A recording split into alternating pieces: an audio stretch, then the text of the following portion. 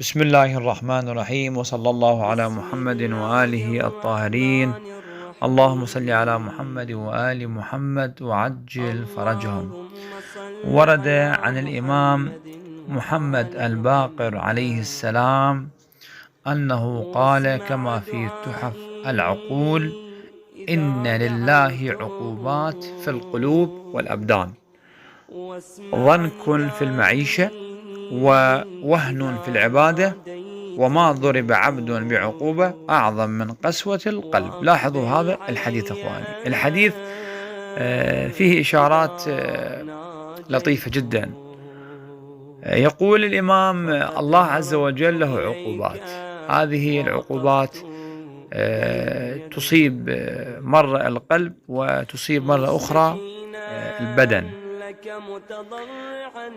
من الأمور اللي تصيب الإنسان هو الضنك في المعيشة. الضنك في المعيشة يعني قلة الرزق، وصعوبة الحصول على المال، وصعوبة العيشة بصورة عامة. هاي بعض الأحيان الإنسان يواجهها، بس هو ما يلتفت ليش أكو صعوبة بالعيش، ليش أكو قلة بالرزق، ليش أكو عسر بالحياة وبتصرفاتنا. شنو السبب؟ شنو العلة إنه أنا ما قاعد أعيش حالة الارتياح وأعيش حالة الاطمئنان والسكون؟ لو يلتفت كان عرف السبب هاي عقوبة إلهية. الله بعض الأحيان يعاقب العبد بمثل هذه الأمور. ضنك في المعيشة، القرآن يقول: ومن أعرض عن ذكري فإن له معيشة ضنكا. واضح، ضنكا يعني صعوبة وشدة وعسر وضيق وغير ذلك. بعد ووهن في العبادة. سبحان الله، يصلي بعد فترة يقوم يتكاسل من يريد يؤدي الصلاة.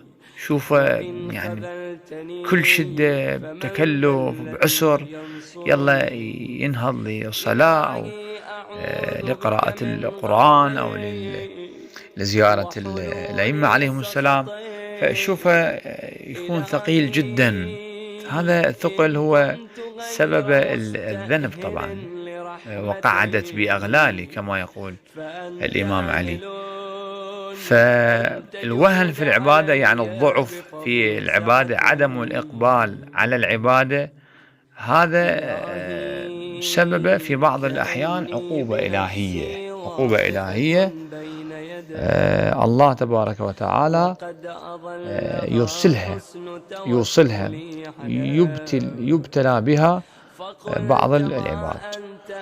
ثم يقول الإمام: وما ضرب عبد بعقوبة أعظم من قسوة القلب. يعني الإمام يقول أعظم عقوبة، أكبر عقوبة، أخطر عقوبة هي قساوة القلب. ليش؟ لأن القلب إذا قسى الإنسان دخل النار. والسبب إذا أردنا نعرف مفتاح قسوة القلوب، يعني شنو الأشياء اللي تجعل القلب قاسيا، هي الذنب. كما في الرواية الشريفة: ما جفت العيون، ما قست القلوب إلا لكثرة الذنوب.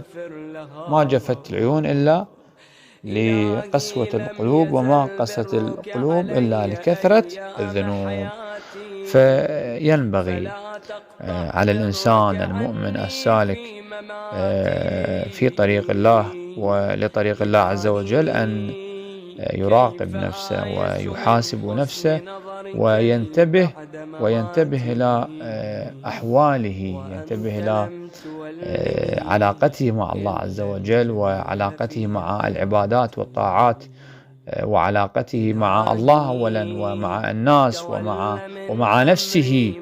هذه كلها الأمور لابد للإنسان العبد الذي يريد الله ويريد القرب من الله عز وجل أن ينظر ويتأمل ويراقب هذه الأمور. نسأل الله التوفيق لكل خير بمحمد وآله الطيبين الطاهرين.